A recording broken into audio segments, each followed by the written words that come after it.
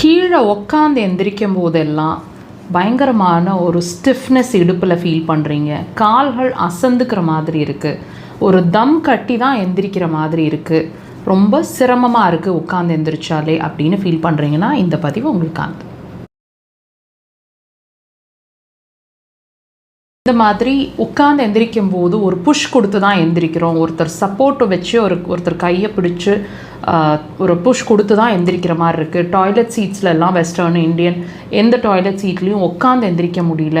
இந்தியன்னா சுத்தமாகவே நாங்கள் ரொம்ப சிரமப்படுறோம் அப்படின்னு நீங்கள் ஃபீல் பண்ணுறீங்க அப்படின்னா இது ஏதாவது வியாதியோட அறிகுறியாக இருக்கக்கூடுமா, இதுக்கு என்ன சிகிச்சை சிறப்பாக இருக்கும், இது எல்லாத்தையுமே இந்த பதிவில் தெரிஞ்சுக்க போகிறீங்க. பொறுமையாக முழுசாக இந்த பதிவை பாருங்கள்.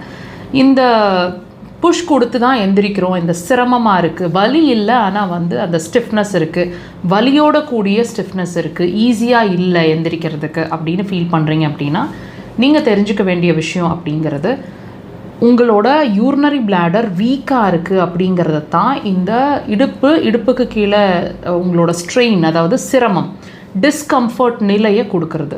நம்மளோட பாடியில் அக்குபஞ்சர் ரீதியில் நாங்கள் அதை அப்படி தாங்க பார்க்குறோம். நம்ம பாடியில் யூரினரி பிளாடர் மெரிடியன் அப்படிங்கிறது நம்மளோட பிரதானமான மெரிடியனாக சொல்லப்படுறது. உங்களோட முதுகு, கழுத்து, உங்களோட ஸ்பைன் அண்ட் உங்களோட கால்கள், எக்ஸ்ட்ரிமிட்டிஸ், இது எல்லாத்தையுமே ஸ்ட்ரென்த்தண்டாக வச்சுக்கிற ஆர்கன் அப்படிங்கிறது அக்குபஞ்சர் ரீதியில் இதை நாங்கள் யூரினரி பிளாடர் மெரிடியன் அப்படின்னு சொல்கிறோம். அதுதான் உங்களோட ஸ்ட்ரென்த் அப்படின்னு நம்மளோட ஸ்ட்ரென்த்துன்னு சொல்லப்படுறது. ஸோ இந்த வீக்னஸ் அப்படிங்கிறது கழுத்து, முதுகு, இடுப்பு, உங்களோட கால்கள், இதோட வீக்னஸஸ் அப்படிங்கிறது டயர்டாயிருது, அசந்துக்குது, சரியாக ஒர்க் பண்ண முடியல, உட்காந்து எந்திரிக்க முடியல, ரொம்ப சிரமமாக வலிக்குது, இடுப்பு வலி இருக்குது, கெண்டை பிடிச்சிக்குது, இந்த மாதிரி விஷயங்கள் எல்லாத்தையுமே ஒரு இண்டிகேஷனாக உங்களுக்கு அதோட வீக்னஸை வெளிப்படுத்துது. இப்போ யூரினரி பிளாடர் வீக்காக இருக்குது அப்படிங்கிறத உங்களுக்கு எந்த வகையிலெல்லாம் சொல்லும்?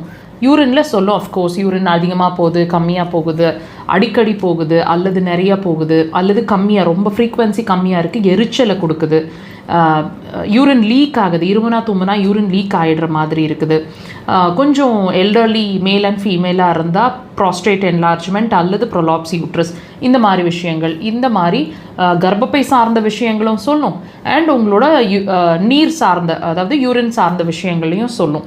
ஸோ இதை நீங்கள் இந்த மாதிரி ஒரு கண்ணோட்டத்தில் நீங்கள் பார்க்க ஆரம்பிச்சிங்க அப்படின்னா கண்டிப்பாக உங்களுக்கான விஷயங்கள் அண்டர்ஸ்டாண்ட் பண்ணிக்க முடியும். ரெண்டையும் கோரிலேட் பண்ணி பாருங்கள்.